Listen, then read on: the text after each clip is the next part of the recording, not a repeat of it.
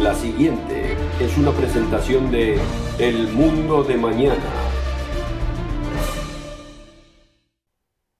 La película Parque Jurásico de Steven Spielberg fue un gran éxito en la taquilla en su estreno en 1993. Desde ese entonces, otras 2 producciones le han seguido, y una tercera que ya fue estrenada en el 2015. La trama de ciencia ficción de la película está basada en el experimento de un multimillonario en clonar el ADN de los dinosaurios y crear un parque de atracciones en una isla tropical llena de estos asombrosos reptiles que una vez rondaron la Tierra. Utilizando la imagen computarizada para recreación de los animales en tamaño natural, conocida como animatrónica, estos monstruos del pasado cobran vida como si fuesen reales. Por supuesto, no todo este parque funciona como fue planeado, y cuando es azotado por una gran tormenta tropical que destruye algunas protecciones diseñadas para proteger a los visitantes, ahí es donde comienza una interesante aventura. Los dinosaurios siempre nos han maravillado. Nos han sido una intriga desde que los primeros fósiles fueron excavados de la Tierra. Aprendemos acerca de estas extrañas y feroces criaturas en las clases de ciencia. Visitamos museos donde sus esqueletos reconstruidos aparecen en exhibición. Y nos quedamos impresionados de sus inmensos tamaños.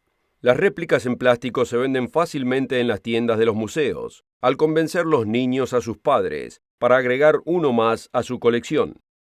Los científicos dicen que los dinosaurios rondaron la Tierra durante 3 tiempos geológicos: el Triásico, el Jurásico y el Cretácico. De acuerdo a enciclopedia.com, el período Jurásico es el segundo de las 3 divisiones de la era Mesozoica, la era de los reptiles. Este período duró 64 millones de años, de cerca de 208 a 144 millones de años atrás. Todo esto presenta preguntas y controversias para aquellos conocidos como creacionistas de la Tierra joven. Esta es gente que sinceramente cree que la Biblia dice que la Tierra y el universo entero tienen solamente 6.000 años de edad. Ahora, si los dinosaurios vivieron en la Tierra miles de años atrás, ¿cómo encompasamos esto con la narración bíblica de la creación? Y si los dinosaurios fueron parte de la creación que leemos en Génesis, ¿dónde calzan en la historia del hombre? ¿Sería posible pensar en su coexistencia? ¿Anduvieron juntos en la Tierra los dinosaurios y el ser humano antes del diluvio bíblico de Noé? Y de ser así, ¿no hubiese subido Noé alguno en el arca? Y si Noé lo subió en el arca, ¿por qué no tenemos ninguno en existencia hoy en día? Aquí en el Mundo de Mañana creemos en la Biblia, y creemos que toda vida fue creada por el Dios de la Biblia. Pero en el programa de hoy, demostraremos desde la Biblia que los creacionistas de la Tierra joven están equivocados. Acompáñenos.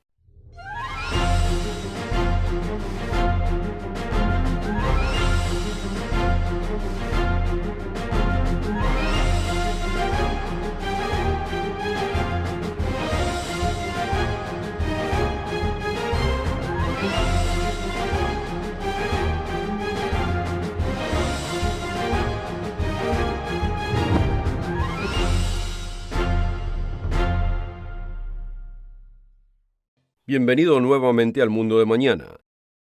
En el programa de hoy vamos a examinar la evidencia bíblica de la edad de la Tierra. Los oyentes regulares del Mundo de Mañana saben que nosotros no aceptamos la evolución darwinista como explicación del origen de la vasta cantidad de plantas y de la vida animal que se encuentra en este planeta. Y mostramos evidencia de científicos altamente educados y eruditos para rechazar la evolución de la vida como simple casualidad. Antes de mostrar la evidencia bíblica para rechazar el creacionismo de la Tierra joven, veamos primero una línea de evidencia para rechazar el darwinismo.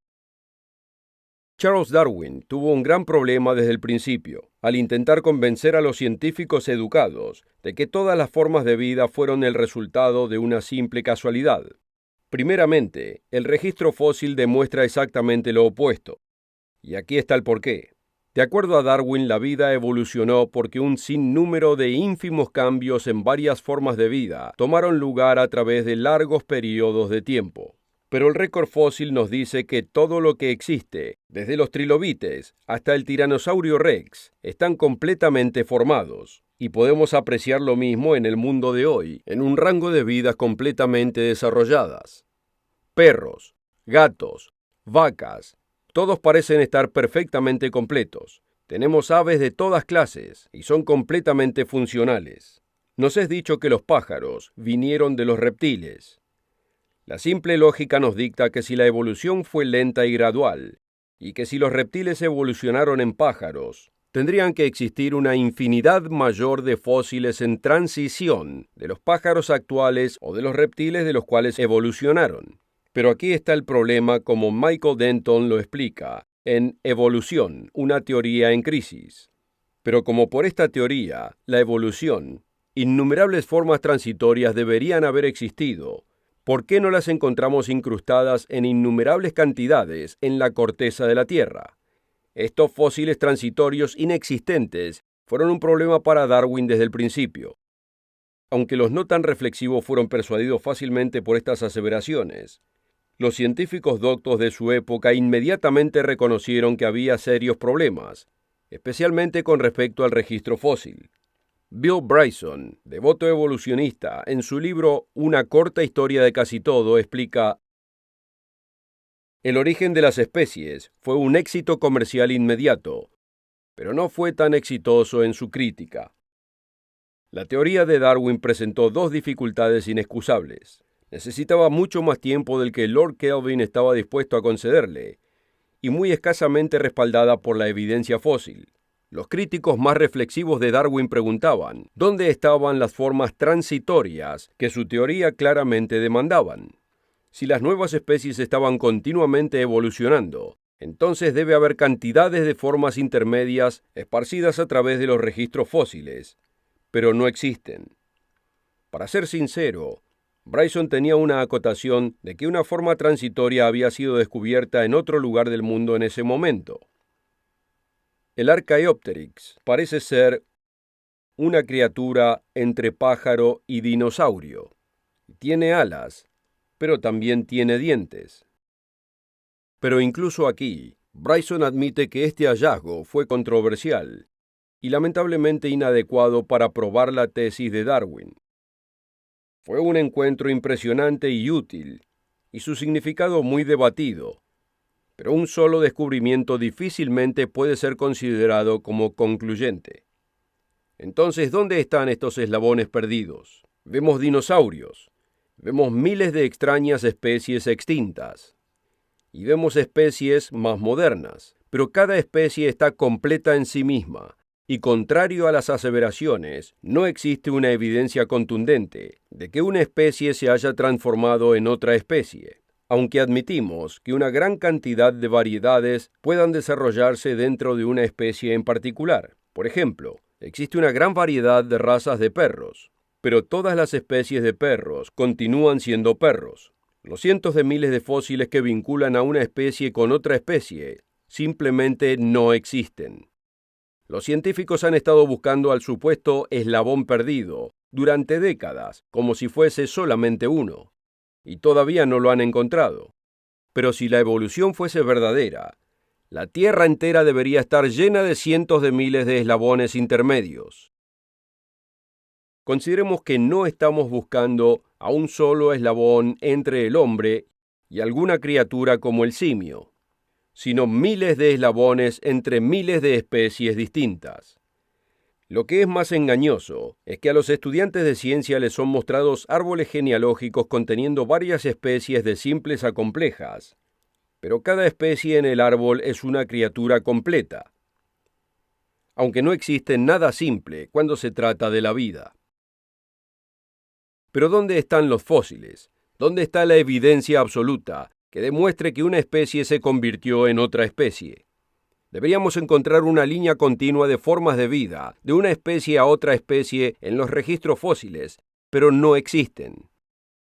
Donde son encontrados es en la imaginación de la mente humana.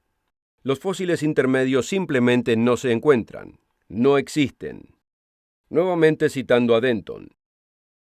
El panorama de la vida en la Tierra hoy en día es tan discontinuo, el espacio entre las diferentes especies es tan obvio, que como nos recuerda Stephen Stanley en su reciente libro Macroevolución, si nuestro conocimiento de biología fuese restringido a aquellas especies presentes que existen en la Tierra, deberíamos preguntarnos si la doctrina de la evolución calificaría como alguna otra cosa más que una absurda hipótesis.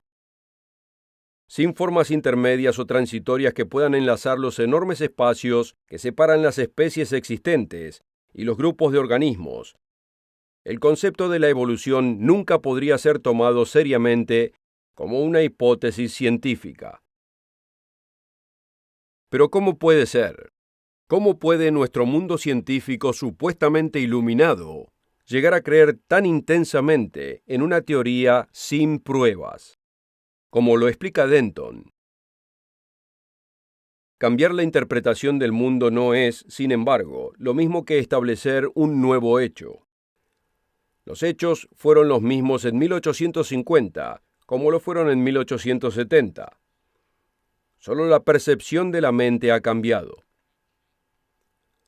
Al pasar el tiempo, lo que era reconocido como una teoría, hasta la metafísica y la filosofía, fue aceptada antes de que todos los hechos fuesen encontrados. Existía la fe de que con el pasar del tiempo miles y hasta millones de eslabones perdidos serían encontrados, pero el tiempo ha probado lo contrario. Del mismo modo, cuando hablamos del tejido blando, en vez de los huesos encontrados en la Tierra, los biólogos no tienen la mínima idea de la complejidad de la célula. Hasta hoy en día, los estudiantes de biología usan términos como célula simple, cuando tal cosa no existe. En 1850 esto era comprensible, y la fe en la ciega casualidad podía ser justificada, pero con el conocimiento avanzado en la estructura de la vida celular, la fe en la ciega casualidad ha pasado a ser una fe ciega. Sin embargo, esto no ha despertado a que la gente descarte lo irracional. Cuanto más se le enseñó a la gente la evolución, más fue aceptada esta improbable teoría y continúa siendo aceptada.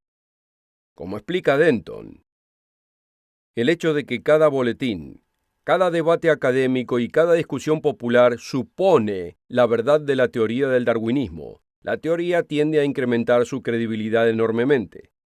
Esto está obligado a ser así, porque como los sociólogos del conocimiento están ansiosos de señalarla, la credibilidad de cualquier teoría o visión del mundo depende grandemente del respaldo social que recibe, en vez de la consistencia del contenido empírico o racional. Por lo tanto, la validez de la teoría del darwinismo no puede ser ni siquiera concebida como errónea. La oferta de hoy es absolutamente gratis, sin costo ni obligación. Visítenos en elmundodemañana.org. Encuéntrenos en Facebook y síganos en Twitter.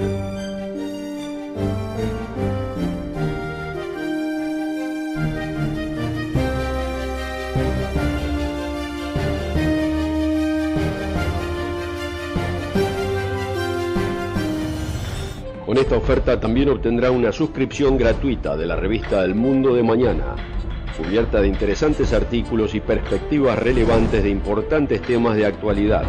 El Mundo de Mañana lo mantendrá actualizado con noticias internacionales, profecía bíblica y el significado de la vida misma. El Mundo de Mañana. Llame hoy.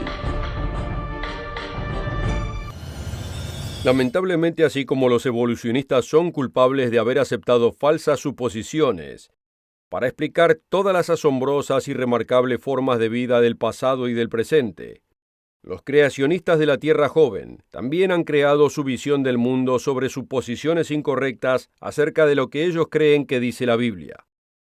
Ellos asumen al leer las Escrituras ligeramente que la Tierra y el universo entero fueron creados en 6 días literales, aproximadamente hace 6.000 años.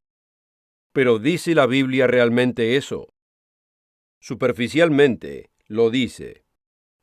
Notemos lo que dice en Éxodo capítulo 20, versículo 11.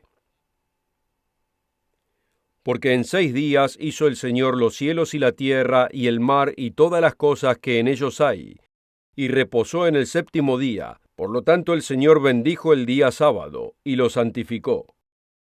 En la superficie, los creacionistas de la tierra joven parecen estar en tierra firme, por lo menos desde la perspectiva bíblica, pero existe un problema. Muchos asumen que la palabra hizo significa lo mismo que creó, pero la escritura no fue originalmente escrita en español. ¿Sería posible de que existan más en estos pasajes de lo que se ve a primera vista?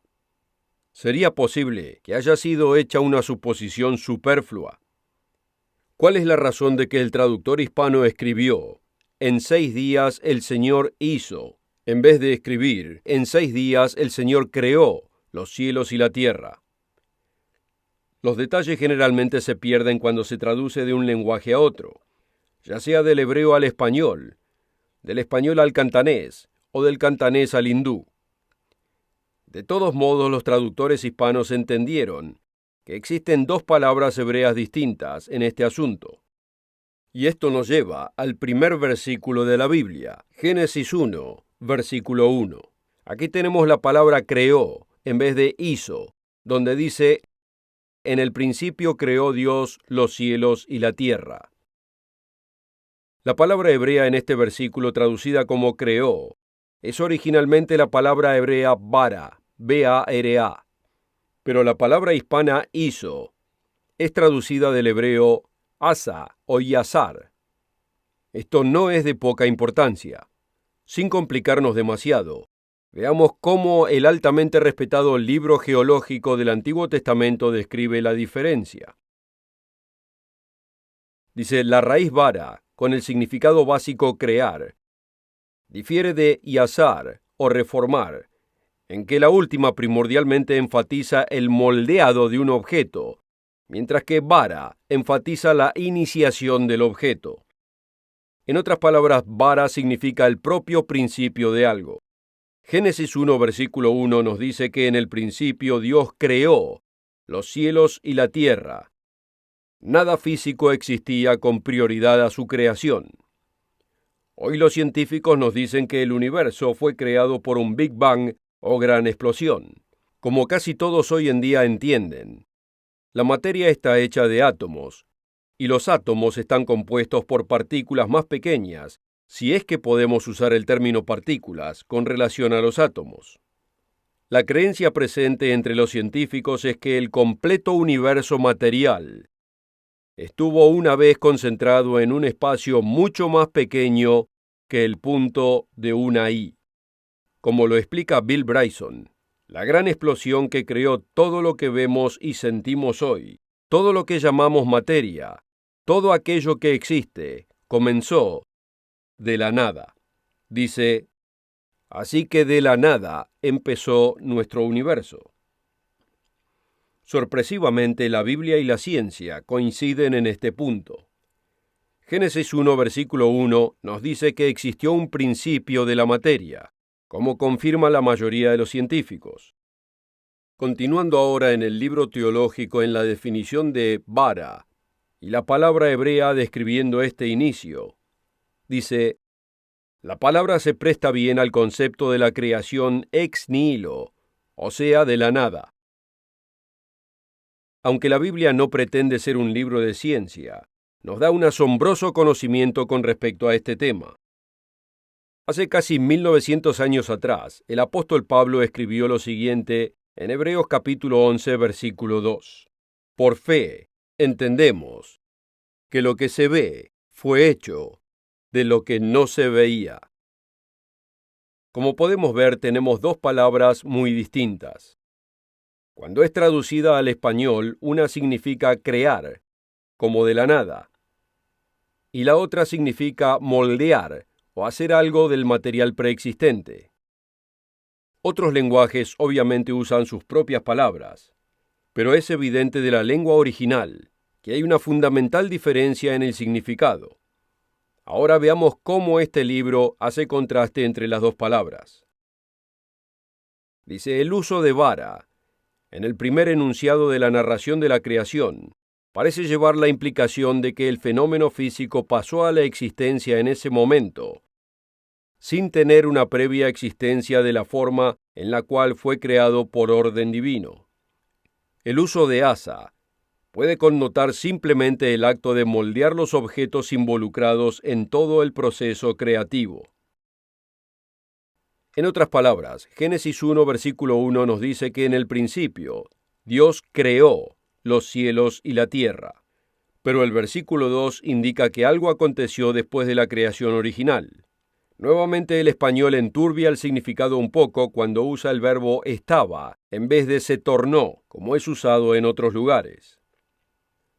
Y la tierra estaba, o se tornó, desordenada y vacía, y las tinieblas estaban sobre la faz del abismo. Las palabras desordenada y vacía en el hebreo original son usadas solo aquí y en otros dos pasajes de la Escritura. En estas otras dos ocasiones describen una destrucción masiva como resultado del pecado. La palabra traducida como desordenada es encontrada en otros 16 versículos y en cada caso es usada en un contexto negativo como si fuera algo que es totalmente inservible, vacío o en un estado de confusión. Pero Dios nos dice en Isaías capítulo 45, versículo 18, que Él no creó la tierra en un estado de confusión.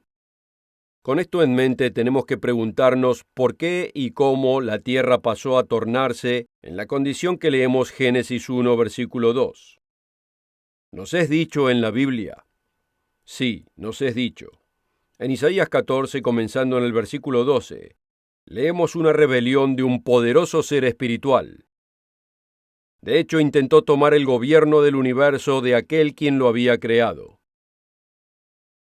¿Cómo caíste del cielo, oh Lucifer, hijo de la mañana? Cortado fuiste por tierra, tú que debilitabas las naciones. Tú que decías en tu corazón, subiré al cielo en lo alto junto a las estrellas, o los ángeles de Dios. Levantaré mi trono, y en el monte del testimonio me sentaré, a los lados del norte, sobre las alturas de las nubes subiré, y seré semejante al Altísimo. Esta rebelión además es comentada en Ezequiel capítulo 28. En este capítulo primero leemos acerca del príncipe de la ciudad de Tiro.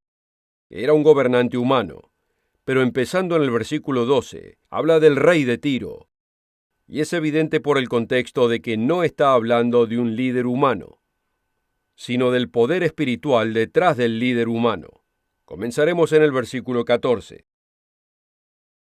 Tú, querubín ungido, protector, yo te puse así. En el santo monte de Dios estuviste. Perfecto eras en todos tus caminos, desde el día que fuiste creado, hasta que se halló en ti iniquidad. Por lo cual yo te echaré por profano del monte de Dios, y te destruiré, oh querubín protector, de entre las piedras de fuego.